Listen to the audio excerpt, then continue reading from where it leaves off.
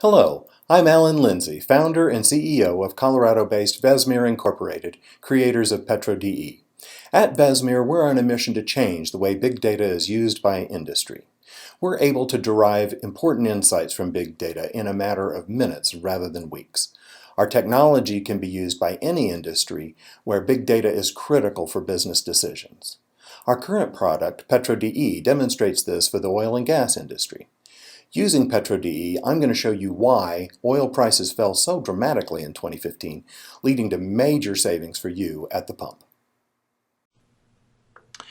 To understand how prices dropped so rapidly in 2015, we need to look through a mountain of data. In this case, some 4.6 million data points indicating the history of oil and gas development in the United States. Here we're going to focus on a particular formation called the Bakken, represented here by red data points. So first I'll turn off all of this information on those wells and turn on a geologic information about the Bakken. In this case, it indicates that the Bakken is truncated in the subsurface here to the southwest, so it does not exist here. And then here it shows a structure, a wrinkle in the subsurface. And these are contours showing the deep basin, and as it gets shallower off to the edges. And then this red outline shows where it's been cooked so that oil can be generated. Well, to understand about the Bakken, we'll go ahead and do a search for it and take a look at it starting in 1990. So these are all of the wells that have been drilled for the Bakken Formation up until 1990. The circles indicate vertical wells, and you'll notice here that they are pursuing structures, wrinkles in that subsurface, or places where it's pinching out on the edges. Primarily they're vertical wells, but you'll see a few horizontal wells thrown in between. Well, we can look at a map here to kind of get a feel for what their results were, and what you'll see is in pink are areas where they had better than 208 barrels per day, and in gray are areas where their average production was less than 10 barrels a day.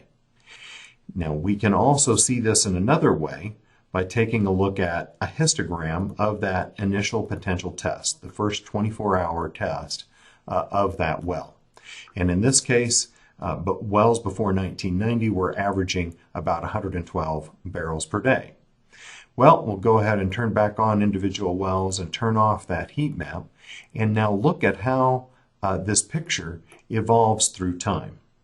So we'll go from 1990 to the neighborhood of the year 2000, and what we'll notice is that now our mean production is about 181 barrels per day, and you'll see a few more horizontal wells, but still predominantly it's being pursued on these structures.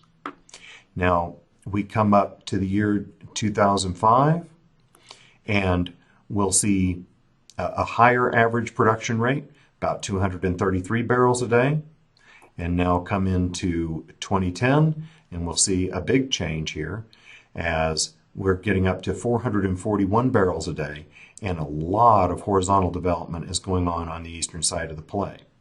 Now at the same time, there still is a lot of area here that has not been pursued heavily horizontally, and so now we'll see how the technology evolves to eventually make this entire area pay at better than 1,000 barrels a day. Now what we want to see is where are the best areas now that it's been developed over a much broader area, and to see that we'll go back to our heat maps where we can see our average initial production, and we'll turn off these overlying wells to see that before it was just on these edges, and now this entire area has a high rate of pay, and in these magenta areas it's better than 1,500 barrels per day. That's on a 6-mile grid. We can see it on a little higher resolution here on a 3-mile grid, and then you'll actually see our system and its asynchronous return of results when we go to a 1-mile grid. But based on all this 4.6 million wells, we can calculate all of this on the fly and show you how all of this new production over the wide range of the play has made such an impact not only here in the Bakken, but in other shale plays across the U.S., and thus dropped oil prices. Thank you for your time. Now you know why it cost you half as much to fill up in 2015 as 2014. See you at South by Southwest in March.